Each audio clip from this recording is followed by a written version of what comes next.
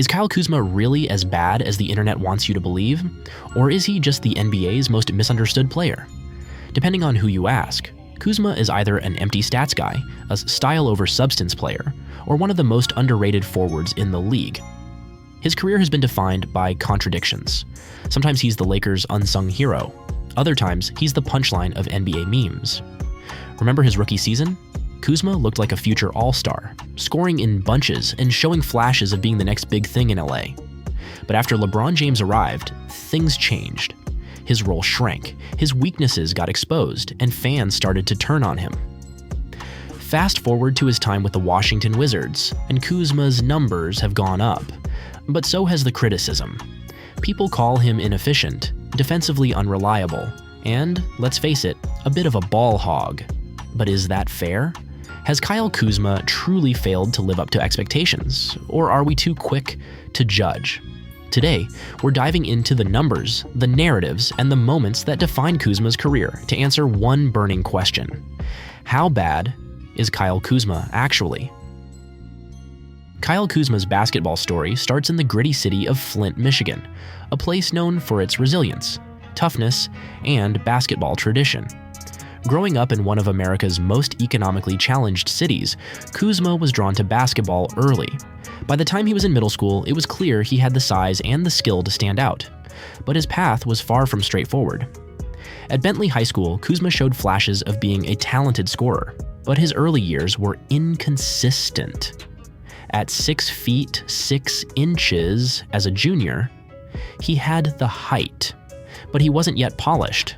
Scouts saw a skinny forward who could shoot but lacked physicality. He was averaging solid numbers, 17.9 points and 14.4 rebounds per game as a senior. But playing in a smaller basketball market like Flint meant he wasn't on anyone's radar nationally. In fact, Kuzma was so off the map that he needed a creative solution to get noticed. He sent his highlight tapes to prep schools across the country, eventually landing at Rise Academy in Philadelphia. There, his game took a leap, and so did his confidence. The raw talent was undeniable, but questions about his defense, shot selection, and motor still followed him.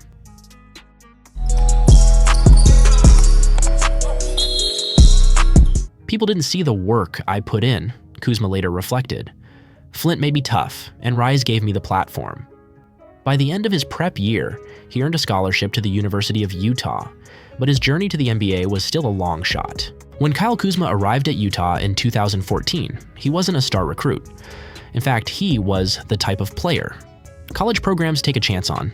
High potential, but low expectations. In his first year, Kuzma rode the bench, averaging just 3.3 points and 1.8 rebounds. Critics wondered if he'd ever develop into a meaningful contributor. But Kuzma didn't just sit around. He hit the gym, worked on his body, and improved his game in silence.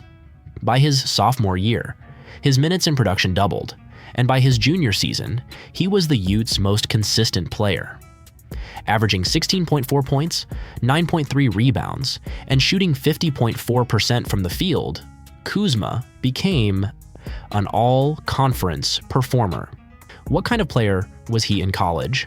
Scouts saw a versatile forward who could score from mid-range, pass well for his position, and run the floor in transition. But there were still red flags.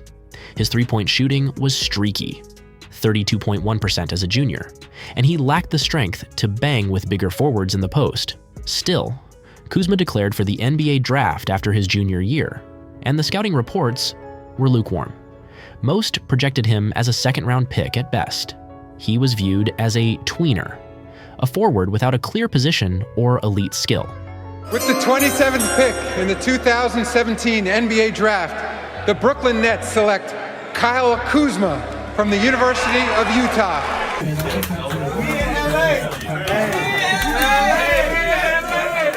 Kyle Kuzma wasn't supposed to go in the first round, but the Los Angeles Lakers saw something others didn't. With the 27th pick in the 2017 NBA Draft, they selected Kuzma, making him the second player from Flint drafted that night, after Miles Bridges. The Lakers were entering a rebuild, and Kuzma wasn't expected to make an immediate impact. All eyes were on Lonzo Ball, the second overall pick, who was hyped as the savior of the franchise. But during the Summer League, something unexpected happened. Kuzma's breakout moment. Kuzma punches it home. Out to Kuzma for three. Butter with the three. Hardys, and a 4-point play opportunity. Kuzma was electric, averaging 21.9 points and winning the Finals MVP of the Summer League. Fans started buzzing about the lanky forward who could score at all three levels and showed flashes of star potential. Kuzma, here he goes, throw it down! Slam dunk, Kyle Kuzma. Around and Kuzma's going to win that 50-50. Oh, no look pass. Wow. To Julius Randle, who finishes, give the assist to Kuzma. That was nice decision. Kuzma, catch and shoot, in there! Ring it up for Kyle Kuzma. Kyle Kuzma's rookie season was a revelation. He averaged 16.1 points and 6.3 rebounds per game, leading the Lakers in scoring multiple times and earning a spot on the all-rookie first team. He was the steal of the draft, a late-round gem who outperformed higher picks. But you are the one who was second among rookies in points per game. I mean, did you exceed your own expectations coming into the season? I mean, I don't think so. I think, I'm a very confident person, for the most part. Tracy likes that. Yeah. But no, I expect to play like this. I work really hard in my game, and I come in every day to do that, so. But did this so-called confidence turn into arrogance? Because even as fans praised his scoring, his flaws were becoming evident. Kuzma was a defensive liability, and his shot selection often left coaches scratching their heads. For every highlight reel play, there were moments of tunnel vision or lack of awareness on the other end of the floor. Still, the hype around Kuzma grew, especially after LeBron James joined the Lakers in 2018. Suddenly, Kuzma was no longer just a rising star. He was playing alongside the greatest player of his generation. LeBron James's arrival in Los Angeles changed everything for Kyle Kuzma. His role shifted from primary scorer to complementary piece, and the transition wasn't smooth. While Kuzma had big moments, like his 41-point game against Detroit in 2019, he struggled with consistency. Playing alongside LeBron meant Kuzma had to adapt. He took fewer shots, played more off the ball, and was expected to step up on defense, an area where he still lagged behind. Critics pointed to his low basketball IQ in key moments, and his three-point shooting dipped to 30.3% during the 2019 to 2020 season. By the time the Lakers won the 2020 NBA championship, Kuzma's role had diminished significantly. He averaged just 10.0 points per game in the playoffs, often looking like a non-factor. Kuzma's championship ring comes with an asterisk, one fan joked. He was just along for the ride. After being traded to the Washington Wizards in 2021, Kuzma found himself in a new situation. No longer in LeBron's shadow, he had the freedom to play his game. His numbers improved. He averaged 21.2 points and 7.2 rebounds in 2022-23. But the criticism didn't stop. Kuzma's putting up big stats, but are they empty? Analysts asked. The Wizards were still losing, and Kuzma's efficiency remained a problem. His defense, though slightly improved, was still inconsistent, and his shot selection and decision-making continued to frustrate fans.